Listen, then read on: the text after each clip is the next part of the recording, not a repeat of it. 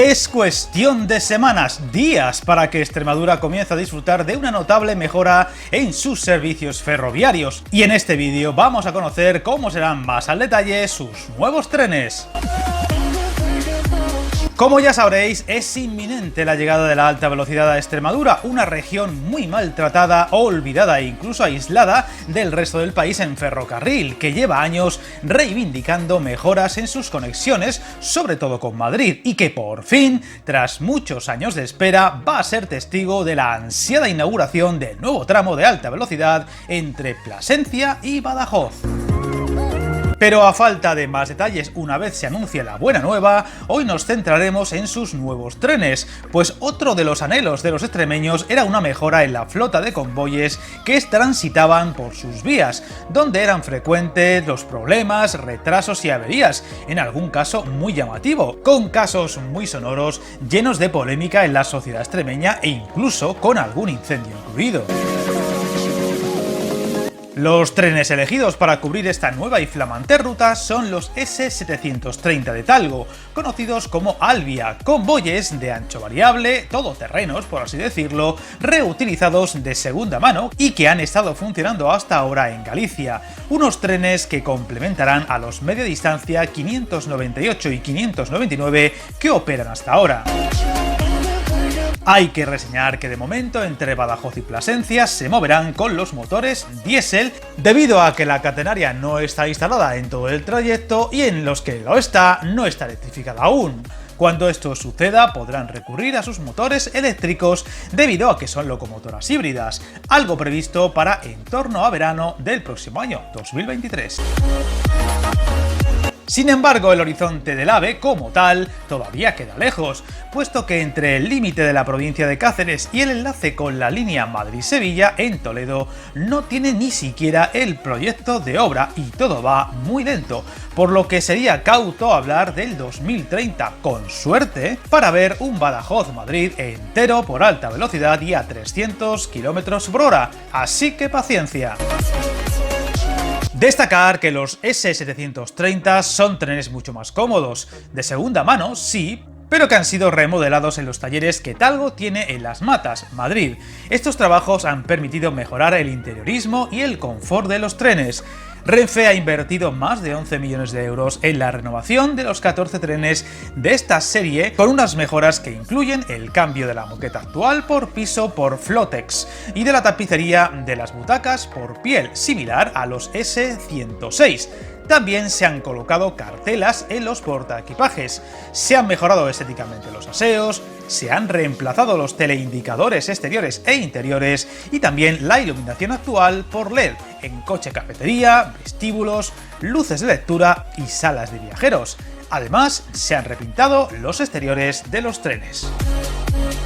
Según informa Renfe, los sistemas de señalización que incorpora ERTMS, LZB y ASFA Digital garantizan la interoperabilidad por toda la red ferroviaria española y completan el cuadro técnico de uno de los trenes de alta velocidad más versátiles del mundo, de fabricación española y que supone por sí solo una buena muestra de la alta tecnología ferroviaria de este país.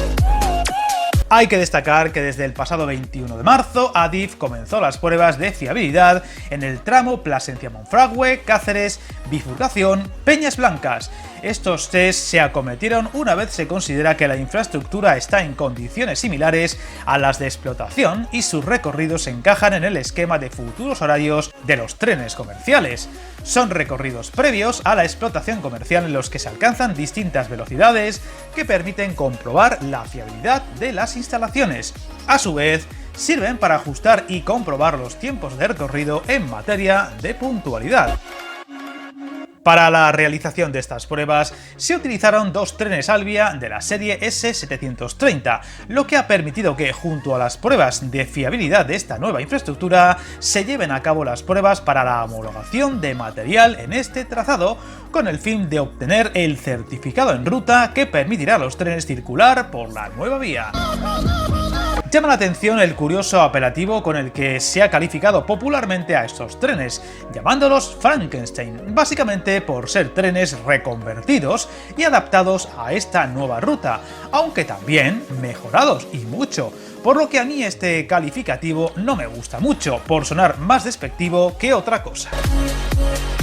Recordar que las paradas serán Plasencia, Cáceres, Mérida y Badajoz, como novedades de la ruta, y más allá se irá teniendo los mismos servicios por la vía convencional incluida, hasta ahora teniendo paradas según el tren en Navalmoral de la Mata, Talavera de la Reina, Torrijos e Illescas, llegando a Atocha, a falta de confirmar otras posibles paradas intermedias menores como Oropesa, Monte Aragón o Villamiel, que probablemente se quedarán fuera de la ruta de los nuevos trenes. La inauguración, a falta de confirmación total, parece que será entre apuntar la segunda o tercera semana de junio, cruzando los dedos. O sea, ya mismo, y muy probablemente cuente con la presencia del presidente del gobierno y del rey. Todo un hito para Extremadura, aunque hay que destacar, y en negrita, que es un tramo de alta velocidad con muchas comillas y detalles que habrá que contar y aclarar en su momento, pues me lo reservaré para un vídeo una vez se confirme la fecha de arranque de la infraestructura para poder hablaros del mismo con pelos y señales, incluyendo horarios, frecuencias, tiempos de viaje y, por supuesto, precios. Otro vídeo que caerá más pronto que tarde en el canal será el de las cuentas pendientes de esta comunidad en cuanto al ferrocarril, pues más allá de la alta velocidad tiene varios frentes abiertos con novedades muy importantes que contar. Como digo, eso será en otro vídeo muy pronto. Hay ganas, ¿verdad? Será una de las novedades más importantes del año en lo ferroviario del país y aquí estaremos para contarlo. Suscríbete al canal, encantado de leer tus comentarios y recuerda, hasta el camino más largo se inicia con un primer paso.